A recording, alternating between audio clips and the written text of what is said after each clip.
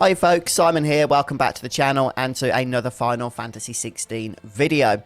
You know, ever since I played Final Fantasy VII, my first Final Fantasy game, way back in the late 90s, I just immediately fell in love with summons. Being able to just bring forth these epic and magnificent creatures and, you know, had all these awesome animations and what have you, just to lay waste to enemies across the battlefield. Oh, it was so much fun. And let's be honest, summons have become a staple of the Final Fantasy franchise, ever since Final Fantasy III when they were first introduced. And it seems that that tradition is not only going to continue for Final Fantasy XVI, but that summons, or icons as they are going to be known here, are going to have a much bigger role than they've ever had before in any of the previous games. In fact, it seems that much of the story is going to revolve around the role that summons are going to play. So we're going to be looking today at potentially how many icons are going to be appearing in Final Fantasy XVI, and then maybe spending a minute or two just speculating as to the identity as to which some of these may be. So I've seen a few people online suggest that there are going to be 6 icons in Final Fantasy XVI, because there are going to be 6 kingdoms. I understand that, but that's actually not going to be the case. First of all, I want to show you this tweet, which was promptly posted and then very quickly deleted by the Final Fantasy XVI Twitter feed team. And I believe that's because it drops in this minor spoiler about Ifrit and refers to him as the 9th icon. Okay, so if this is the case, then we know there are going to be at least 9 icons in the world. I believe there are going to be at least one more than this. I believe 10, maybe more, but at least 10. And I'll explain why in a few moments' time. But before we do that, let's just very briefly recap on the confirmed icons we know are going to be appearing. They are Ifrit, of course, and then also Phoenix, the fire icon as it's referred to, Shiva, and Titan.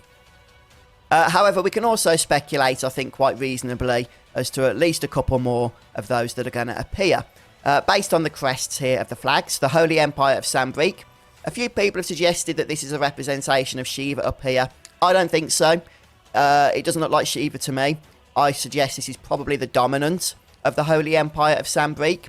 Just the dress and that, and you know the way it just doesn't look like Shiva. It really doesn't. Not to me, anyhow.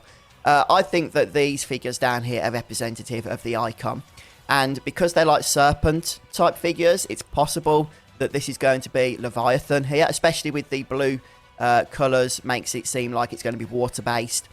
But I'm not sure why there's 2 serpents, so that is kind of a reason against it being Leviathan. But I'm still suspecting that it is going to be. Please do let me know in the comments what you think about this. Do you think it's going to be Shiva? It could be. You know, a few people are still saying that. Or do you think it's going to be the icon that's represented by whatever these serpent figures are down here? It'd be interesting hearing your thoughts on that. And then secondly, the Kingdom of Waloid, a little bit more obvious perhaps, has this steed figure. And yeah, I think most of us are expecting this to be Odin, or at least Odin's steed. I certainly am.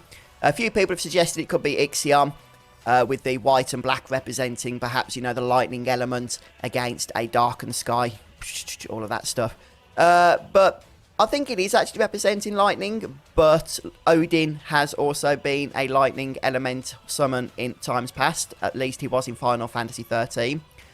But the sword and shield here, and the multiple legs on the steed, more than 4 I should say, does point us into the direction I think that this is more likely to be Odin's steed rather than Ixion. But again, let me know if you disagree down in the comments. Now, the other thing I think we can reasonably suspect is there's going to be a 10th icon.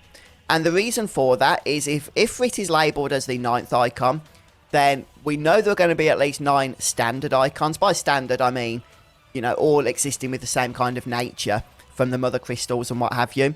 But the mother crystals themselves, I believe, can represent something even bigger. And that's where I think the 10th icon comes into play.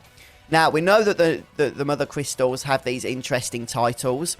Drake's Breath is the name of one. Drake's Head, the name of another. I think there's, yeah, they've got Drake's Spine. Drake's, of course, being, you know, dragons in fantasy lore. What have we got over here? Drake's Fang. I think there's Drake's Breath. Okay, that's the same one as Rosaria. And then I think Drake's Tail. Yeah, there we go. Drake's Tail there. So we do have these scattered mother crystals around the land. But because of the way they've been titled here, it makes sense to me that they're not just a random collection of crystals that have, you know, the power of ether. but rather there's something greater to the whole of them if brought together. And I think by bringing the power of all of these mother crystals together, then Bahamut perhaps, or Tiamat, or some other popular Drake from Final Fantasy summon lore will be brought forth. And I think that's going to be the 10th icon. Now, whether this Drake would, let's say Bahamut, for example, would be a protagonist or antagonist, there's simply no way to know. We're getting really heavily into speculation here, but I think intelligent speculation. But I do think that this icon is going to have a major role to play, perhaps in the latter part of the game. Now, it's possible that these mother crystals have scattered and, you know, they have these various names of different parts of the Drake, because maybe this was a major summon from times past that fell to the land and died, and this is where it's ended up, and the crystals have sprouted up, you know, in its wake. Or maybe it's made of crystals and the power of them has to be brought together in order to bring it forth. I don't know. So much exciting stuff to really get into, but we just don't have the information to do so as of yet. But I think there's going to be at least 10 summons in Final Fantasy XVI. There might be more, but I do not believe there's going to be any less. How many do you think, guys, are going to appear in the game? And which do you think should appear? Do you think that we should only stick to summons that have appeared in times past in the Final Fantasy franchise? Or do you suspect that maybe Square are going to be bringing in some new faces that we haven't yet seen before, and maybe this is why we're having some redactions here in the current text on the website? But one thing's for sure for me, as a big fan of summons in the Final Fantasy franchise, I am extremely looking forward to just seeing the expanded role that these icons are going to be playing in the game, and just seeing how their story is going to unfold. But yeah, please do share your thoughts down below, and I'll see you in the next video. Bye, everybody.